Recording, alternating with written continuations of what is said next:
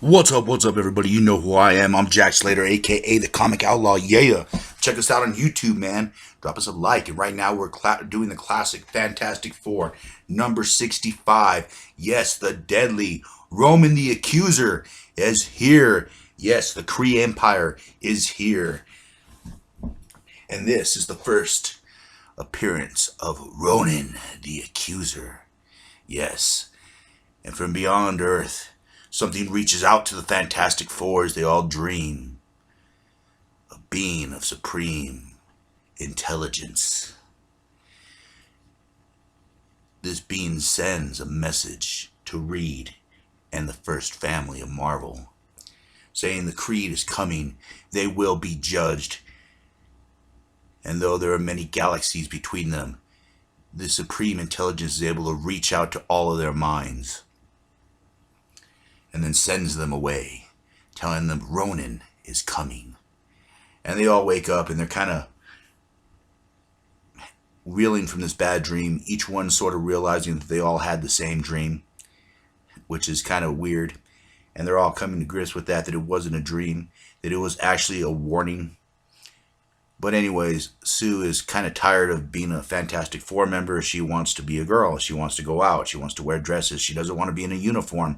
She doesn't want to fight supervillains constantly. She wants to be with her husband, which is something she's been requesting since before they got married. So you could tell that she's getting kind of frustrated with the whole superhero situation of it all. Meanwhile, Ronan is coming. He's coming to judge the Earth. He's coming to destroy this lesser intelligence for the Kree Empire. For a century has given him all the information that it had on the Fantastic Four, and he's ready as he appears on Earth. And this dome goes up like this giant pyramid in the middle of downtown. And of course, Thing and Johnny are having their little moment, where Thing's just kind of kicking back, relaxing, feeling a little sorry for himself that he's sort of alone, that he doesn't have anyone. Of course, Johnny pisses him off. He does a thunderclap, and it just destroys everything. This is where Johnny decides that he's going to go out with Crystal, since it's been a long, long road to get her back. Meanwhile, Sue is actually going out on the town, too, picking dresses, doing her thing. And all of a sudden, Johnny drives up to pick Crystal up because she was shopping with Sue. And all of a sudden, Reed shows up, deciding that it's time to actually take her out somewhere to do his husbandly duties, for she puts up with a lot, and I mean a lot, from Reed. That woman ought to be applied for sainthood. Anyways, they're at a fancy little restaurant, Reed hoping to get his stretch on later, a little vizzy action. But as soon as they're about to order their entrees, poof, they disappear. Johnny and Crystal are cruising along in Johnny's hot rod, because that's Johnny's part-time love. And all of a sudden, Johnny disappears. And of course, Ben Grimm is receiving a mysterious package, thinking it might be from the Yancey gang. He carefully shakes it, and then he disappears, without the package, of course. Who is doing this? Who is making them teleport? It is Ronan. He's come to lay his judgment down. And as Thing gets ready, to clobber him, do what Thing does, he fires that hammer at him. And it stings him. And it actually sucks his power away. Much like that invention that Reed made a little earlier to suck the cosmic power out of Doom. And then he takes a shot at Ben with the hammer, knocking him out. Of course, Johnny attacks. And Ronan is able just to absorb the flame, the energy with his hammer, draining Johnny of his power. As Reed steps into the fight, trying to save his brother-in-law.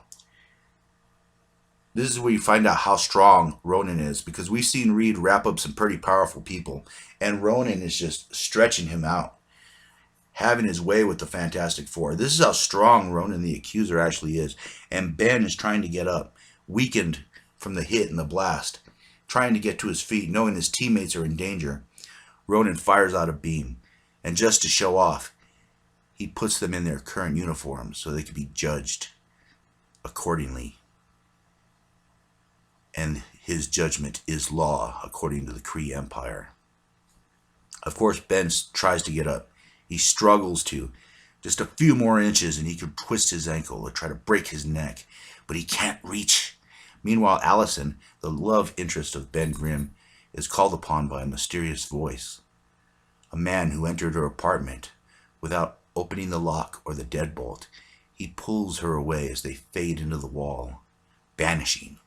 And the cops are trying to bust through this dome, and they're using a big gun that Reed Richards invented. And they do a little call out to Tony Stark that not even he could figure out what's going on right now. So this is some very advanced technology. As Ronan and the Fantastic Four go at it again, Thing gets up and manages to catch Ronan by surprise and grabs onto him. This gives Reed, Johnny, and Sue the leverage they need in order to attack him, to surprise him, to get that hammer away from him, more importantly, and to figure out a means to permanently dispatch him. So they all attack him at the same time, piling on. And of course, Johnny gets extinguished. Basically, his power gets absorbed again. Sue does catch him, but it knocks him out. And of course, Reed is wrapping around the hammer, trying to stop Ronan. But it does no good. He spins Reed out with the hammer. And of course, Thing tries to stop him too, holding on to him for dear life. As Ronan is angry, he has not been able to carry out his sentence. These beings have stopped him, and he has vanished.